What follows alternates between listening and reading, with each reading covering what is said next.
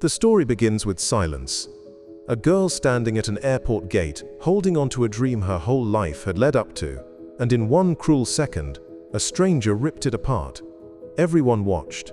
No one helped. But fate had just started writing the rest of the story. She was just standing there, a quiet girl with tired eyes and a crumpled ticket in her hand. The airport was loud, filled with the hum of people rushing to their flights, the wheels of suitcases rolling on the tiled floor, the distant echo of flight announcements. But then the sound of paper tearing sliced through the noise. A flight attendant had just ripped her ticket in half and laughed. The entire terminal froze. Dozens of eyes turned toward the counter, and for a long, heavy moment, no one said a word. No one knew who this girl really was. Her name was Alicia Carter, a 19-year-old college student traveling alone for the very first time. She had saved for months just to afford this flight, a trip to visit her father, whom she hadn't seen in years since he took a job overseas. Nervous but excited, she arrived early at gate 27B, holding her paper ticket tightly, as if it were made of gold.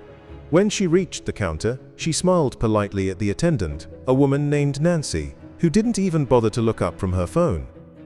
"Hi ma'am," Alicia said softly. "I think there's something wrong with my boarding pass. It's not scanning." Nancy sighed, rolling her eyes. "Then maybe you printed it wrong. Go fix it at the kiosk." Alicia replied, "I already tried. I think the system isn't reading it right." Nancy leaned over, grabbed the ticket, gave it a quick glance. Then, without warning, she tore it right down the middle. The sound was sharp, deliberate. "Well," Nancy said smugly, "it's not valid anymore. Next." For a few seconds, no one moved. People stared. Someone even gasped. Alicia just stood there, her hands trembling as the pieces of her ticket fell to the floor. You can't do that," she whispered. But Nancy only laughed. "Sweetheart," she said mockingly, "I just did. Maybe next time follow the rules." A few passengers shifted uncomfortably. Others whispered under their breath. But not one person spoke up. Not one person came to help her. Alicia slowly bent down, picked up the torn ticket, and stepped aside, tears forming in her eyes. She sat quietly by the window, trying not to cry, clutching the shredded paper like it still meant something. Nancy returned to her co-workers, chuckling as she told the story, calling Alicia entitled. But she didn't notice that someone had been watching her the entire time.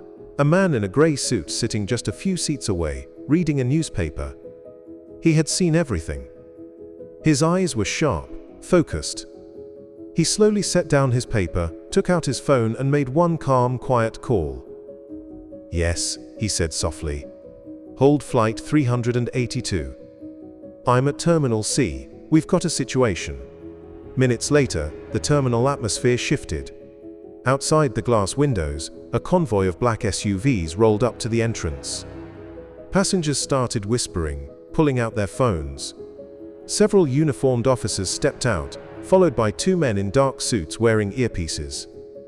Then the man in grey, the one who had made the call, walked toward the counter with a cold, controlled expression. Nancy looked up and tried to smile. Can I help you, sir?" she asked nervously.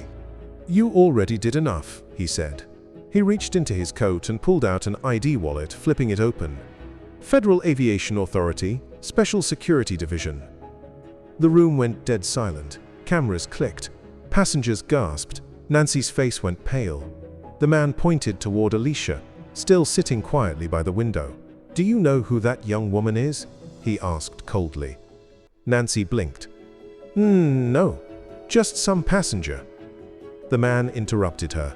"That passenger," he said, "is the daughter of General Marcus Carter, the head of International Flight Security Operations." The entire terminal fell silent again. Nancy's knees almost gave out. Her fake smile vanished. The man stepped closer. "You ripped her ticket. You humiliated her. You laughed at her in front of everyone. Do you understand what that means?" Nancy couldn't even form words.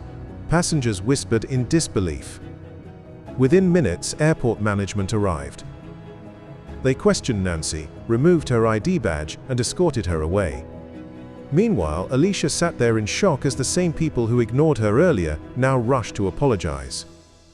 "Miss Carter," the airport manager said quickly, "we are deeply sorry for this misunderstanding. Please, come with us. We've prepared a first-class seat for you." Alicia blinked. "I just wanted to see my dad," she said softly. The man in gray smiled slightly. "You will," he said, "and he'll be waiting when you land." Alicia was escorted through the same gate where she had been humiliated minutes earlier. This time, people watched her with respect. Some even clapped quietly. Nancy, standing in the corner, could only watch as everything she'd done came crashing down. Once on board, Alicia sat by the window, staring at the clouds. The hum of the engines felt soothing now. The flight attendant serving her was kind and careful, speaking gently, as if afraid to upset her. Then Alicia noticed a small envelope placed on her tray table. It had her name on it. She opened it, and inside was a handwritten note. It said, "You handled yourself with grace. Never let small people make you feel small. Dad." Her eyes filled with tears. She hadn't realized that her father had seen everything. From afar, through his team.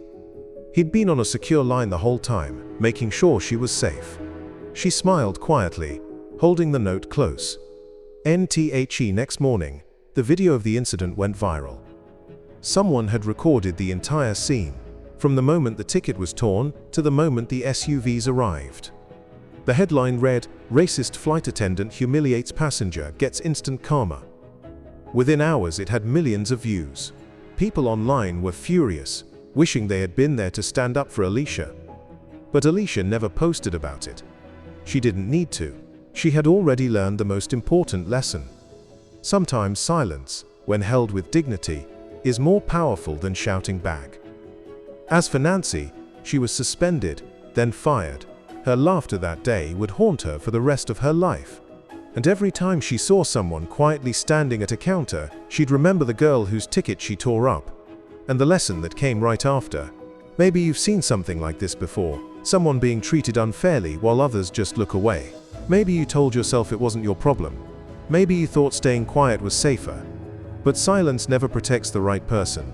That day at Gate 27B, no one stood up for Alicia. Not until it was too late. And when the truth came out, every single person who stayed silent wished they hadn't.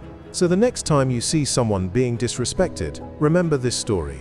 Because you never really know who you're dealing with, or who's watching. Stand up for what's right, even when no one else does. If you enjoyed this story, make sure to like, subscribe, and turn on the bell so you never miss the next one. Thanks for watching, and I'll see you in the next story.